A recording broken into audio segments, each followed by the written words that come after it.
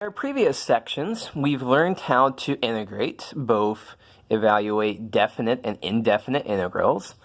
And in those sections, we basically had really simple cases, really simple functions that we were learning how to integrate. We can integrate power functions, we can integrate 1 over x, not too many cases outside of those. And so this section, section 5.7, is going to be our first section that discusses some, if I may say so, non-trivial techniques to do integration. When you go on to take Calculus 2, there will be lots and lots of more sections that will show you different methods to evaluate integrals. But this is, the substitution method is maybe the most important method that we have to evaluate integrals. So in order to introduce what it is, let's go back and talk about the chain rule. So let's say that I ask you to take the derivative of sine of x squared. So we have an inside function, we have an outside function. I think this is pretty straightforward what's going on here. So we take the derivative of the outside function, we leave the inside function alone, and then we multiply by the derivative of the inside function. So this is just the chain rule. We know how to do this. Well, let's think about what does this say? What does this say about this integral?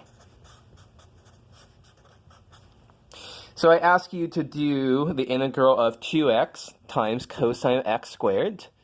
Well, if I didn't do this before, I think that you would look at this and you'd be pretty stumped. But if I show you this work, well, if the derivative of sine of x squared is 2x cosine of x squared, the antiderivative of 2x cosine x squared is going to be sine of x squared. Let's not forget our plus c. Let's do another calculation in a very similar vein. What would happen if I said to you, well, what's the derivative of, let's say cosine of x plus x cubed? Well, once again, we take the derivative of, I'm doing this backwards. I want to match up what's on my notes here. Let's take the derivative, you'll very quickly see where I'm going with this. Take the derivative of sine of x plus x cubed.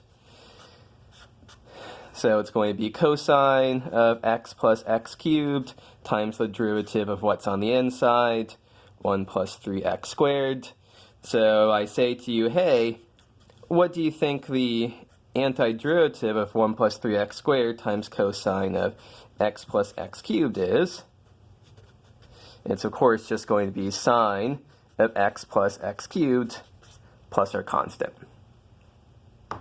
So as it turns out, again, so for this one, if we don't have this available to us, it might be difficult to come up with it. But as it turns out, there's going to be a method that we can use, well, guess what it's called, a substitution method, that we can use to evaluate integrals like these.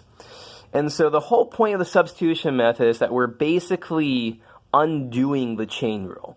The substitution method is allowing us to run the chain rule in reverse. So what do I mean by this? So suppose that we have f prime of u, big F prime of u is equal to little f of u.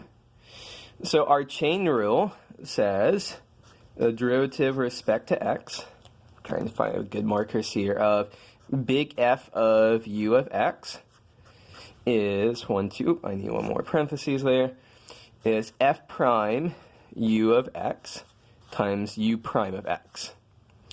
And big F prime of u is little f of u. It's little f of u of x times u prime of x. So what happens is we have our theorem here for the substitution method.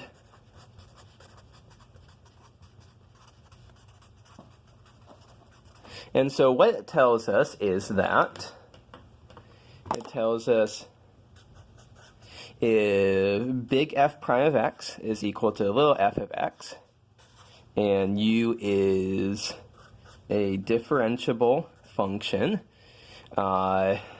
with, I'll put some dots there, you can read in the textbook, see what all the conditions are, then the integral of little f of u of x times u prime of x dx is equal to big F of u of x plus c. So this is our theorem about the substitution method. Let me make some comments here before we wrap up this video. So we'll see a more direct way to apply the, more direct way to do the calculations for the substitution method in the next video. I just wanted to make a little comment here about relative difficulty of problems.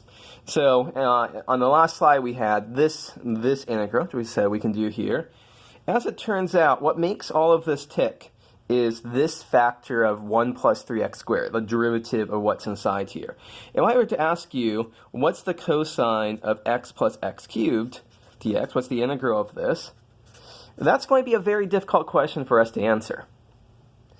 But the extra factor here of 1 plus 3x squared, optically, without looking at anything else here, this might look like an easier integral to do than this one. I mean, there's fewer things here than here. But this extra factor, which corresponds to the derivative of what's on the side, is what's going to allow us to evaluate this integral.